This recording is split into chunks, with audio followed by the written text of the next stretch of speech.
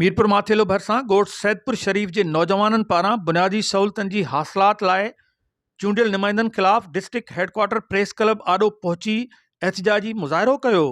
उन मौक़े ते ॻोठाणनि सैयद काज़िम शाह, ज़हूर मेमन, सैयद अवैस शाह, लाला आफ्ताब अहमद कल्होड़े ऐं ॿियनि ॻाल्हाईंदे चयो त गुज़िरियल केतिरनि ई सालनि खां असांजो ॻोठ बुनियादी सहूलतनि खां वांझियल आहे।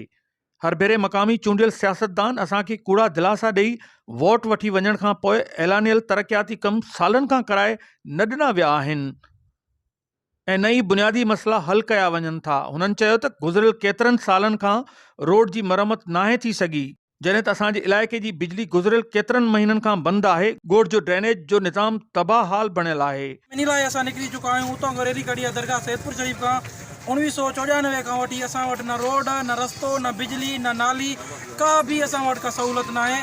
असां वटि पहिरियों महार MP हुयो, पोइ लुंड MNA आहे, शहर असां वटि MNA आहे। वोट वठणु असां वटि हर टाइम अचनि था, वोट वठी कामयाबु थी वञनि था। उन टाइम चवनि था साईं असां तव्हांखे हर सहूलियत ॾींदासीं, हर शइ ॾींदासीं। ॾाढा वाइदा करनि था, ॾाढियूं क़स्मां खणनि था।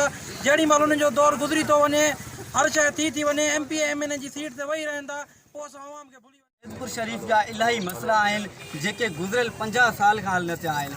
हुकुमरान हितां जा आगोश निंड में सुतल आहिनि। असीं उन्हनि खे ॿुधाइणु चाहियूं था त ईंदड़ चंद महीननि जे अंदरि अगरि असांजा मसइला हल न थिया त असीं वोट बि कंहिंखे कोन ॾींदासीं। उनखां अलावा हितां जा जेके बुनियादी मसइला आहिनि, असां वटि गुज़िरियल 10 महीननि खां बिजली कान्हे, असांजे ड्रेनेज सिस्टम जो सत्यानाश लॻो पियो आहे। उनखां अलावा सभ खां वॾो मसइलो जेको आहे उहो असांजी रोड जो आहे।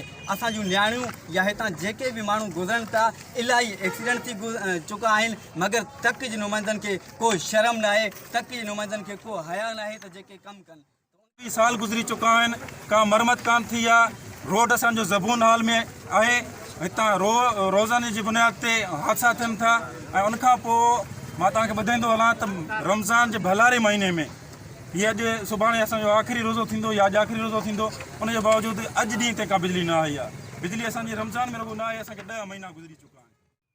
नाज़रीन, ॻोठाणनि लाॻापियल अख़्तियारनि खां मुतालबो कंदे चयो आहे त असांजा बुनियादी मसइला हल कया वञनि। ॿी सूरत में DC ऑफिस ऐं सियासतदाननि जे बंगलनि आॾो धरणा हया वेंदा। कैमरामैन टीम सां गॾु अशरफ बुखारी, सिंध TV न्यूज़, मीरपुर माथेलो।